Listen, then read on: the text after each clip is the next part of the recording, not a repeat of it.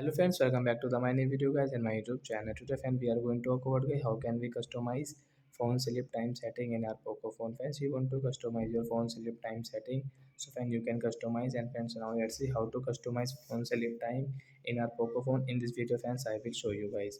So before starting video friend, first of all go and subscribe the channel guys, click the bell icon, like my video. First of all guys, open your phone setting and guys scroll it friends, you can see your lock screen setting. So guys, click on your lock screen setting guys you can see your sleep time setting guys. Tap here guys, you can customize. You can see there are guys 6 screen time guys. Your lock screen timeout setting means phone sleep time 30 seconds, 1 minute, 2, 5, 10 and never. So if you click on 1 minute, so guys, after 5 minutes guys your phone will sleep. Okay, you want to customize into 5 minutes, so guys, you can customize. Then guys your phone will sleep after 5 minutes guys, if you do not touch anywhere on your screen. And guys, if you touch, so guys your time will start again. So like that guys, you can customize your screen phone sleep time. So that's it guys, thanks for watching the video, bye guys.